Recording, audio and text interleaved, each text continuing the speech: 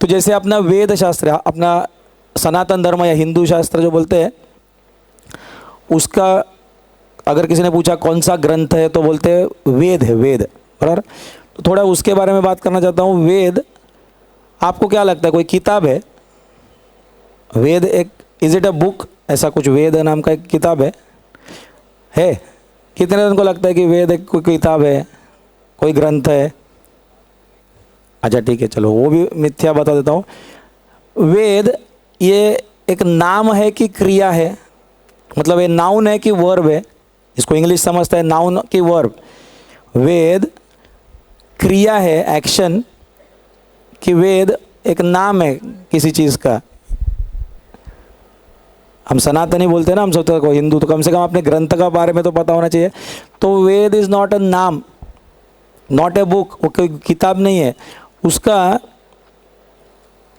क्रिया है, वो क्रिया, इट्स एन एक्शन। अहम वेद, मैंने जाना, जानने की प्रक्रिया इज कॉल्ड वेद। क्या हो गया? वेद का मतलब जानना। क्या जानना? इहलोक और परलोक का ज्ञान।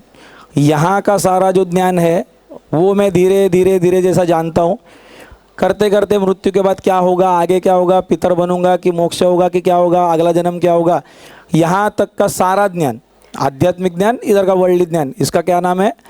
वेद। ये अपौरुषेय है बोला है, किसी एक व्यक्ति ने लिखा नहीं है। एंड ये देववाणी भी बोला है। तो हर एक व्यक्ति देव है कि नहीं? हर एक में ब्रह्म है कि नहीं? अहम ब्रह्मास्मि, कल हमने वही सीखा था।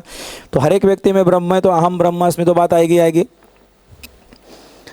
तो वेद में एक समझो, एक पूरा बड़ा बॉक्स है, सपोज एक कंटेनर, बर्तन बड़ा, जिसका साइज इनफाइनाइट है। इनफाइनाइट क्यों? तो हर एक व्यक्ति, जितना पॉपुलेशन है, उसमें अपना एक एक ज्ञान उसमें डाल सकता है। तो इसलिए कल हमने एक श्लोक पढ़ा था, जो नए लोग हैं उनको रेफर करना होगा यूट्यूब में video, I can not repeat बार बार। कल कुछ बोला था ना, त्रैगुण्य विषया वेदा निस्त्रैगुण्यो भव अर्जुना। सिर्फ श्लोक दिखा सके तो दिखा देना, श्लोक दिखाना, चैप्टर 2 वर्स 45, त्रैगुण्य विषया वेदा निस्त्रैगुण्यो भव अर्जुना, कुछ बोला था ना, निर्द्वंद्वो नित्य सत्वस्तो योगक्षेम निर्योगक्षेम आत्मा।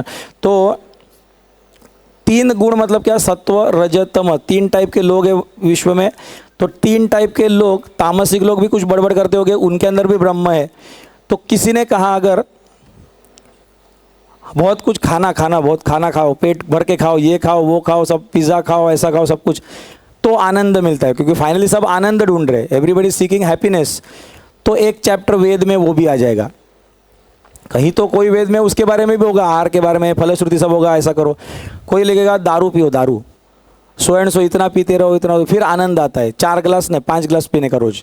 Somebody will, I have article also, उसमें अंदर दवा कैसा है, हाउ इट किल्स, बराबर है, दैट इज ऑल्सो कॉल्ड वेद। कहीं तो अथर्ववेद में आपको ये सब चैप्टर्स मिल जाएगा, फलश्रुति सब कुछ।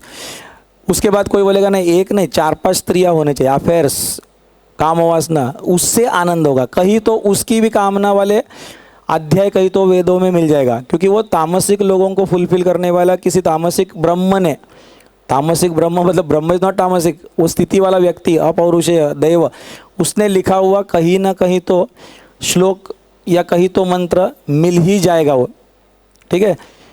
फिर वो सारे नेगेटिव चीज़ भी उसमें मिल जाती है। फिर राजसिक लोग भी यहाँ पे और सात्विक लोग भी है ना, तो फिर कोई लिखेगा, डॉक्टर भी उसमें लिखेगा, हाँ लेकिन इतना दारू पिया तो लीवर भी खराब होता है, ऐसा ऐसा मत करो, सो एंड सो आहार चाहिए, वो भी फिर वेदों में आएगा। समझ में आया कि नहीं, how that Veda got develop. तो कोई वो लोगों ने भी लिखा उसमें, ये करोगे तो आनंद मिलता है। ऐसा करते करते करते सारा दुनिया भर का नॉलेज उसमें कुछ होगा, फिर पंडितों ने कुछ लिखा होगा। एंड जैसे ही सपोज अभी now it is not a book I said, but जो सारा ज्ञान कलेक्ट हुआ वो कालाय तस्मै नमः भी है। तो वेद नेवर एंड्स। तो जानने की क्रिया आज भी खत्म हो गई है क्या? तो आज कंप्यूटर से हम कुछ कर रहे हैं तो नया वो knowledge also is part of Veda actually, लेकिन हम कुछ ना कुछ समझने के लिए उसका सार एक किताब में पढ़ते हैं, यजुर्वेद, अथर्ववेद, और नाम है ना, तो उसका सिर्फ एक्सट्रैक्ट थोड़ा फर्क दिया है। अदरवाइज वेद कभी ख़त्म नहीं होता, इट कीप्स ऑन एडिंग। और आप फिर कितना सीखोगे ऐसा, आज नया इन्वेंशन कुछ आएगा, वो एंगल से भी कुछ लोगों को लाभ होता है। तो everything is part of the Veda. तो फिर लास्ट को किसी ऋषि मुनि ने भी तो लिखा होगा ना, बिकॉज दे आर ऑल्सो ना पार्ट ऑफ दिस यूनिवर्स, कोई अवतार होंगे, उन्होंने भी कुछ लिखा होगा ना, तो वो फाइनल होगा कि नहीं, उनका स्टेटमेंट इज फाइनल।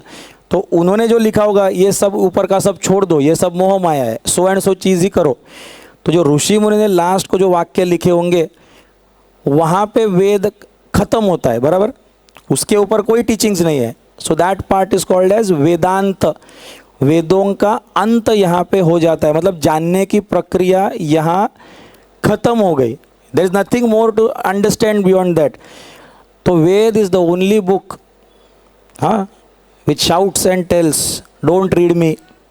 आप यकीन नहीं करोगे, डोंट रीड मी मतलब अभी तक जितना सब पढ़ा होगा वो वैसे भी कृष्ण ने जो बोला है निस्त्रय गुण्य भवर्जुन, वो सब पहले 3 गुण का छोड़, उसके आगे का मतलब लास्ट पार्ट से पढ़ो। पढ़ना है तो क्या पढ़ना है? वेदांत। समझा कि नहीं? वेदांत इज कॉल्ड एज ज्ञान खंड, एंड ज्ञानी को मोक्ष बोला है। ज्ञानी को मोक्ष मतलब क्या? स्कूल में जाके पंडित जी बनो ऐसा नहीं, 4 मार्ग है, कर्मयोग, भक्ति योग, ज्ञान योग, ध्यान योग। वो बोलता है तुझे कर्म करना है क्या? वर्क इज वर्शिप, चलेगा, पर ज्ञान युक्त कर्म कर। जो कर रहा है उसका रिजल्ट समझ के लिए, क्यों कर रहा है समझ के लिए, get that knowledge from some guru. भक्ति करनी है, अंधश्रद्धा मत कर, ज्ञान युक्त भक्ति कर।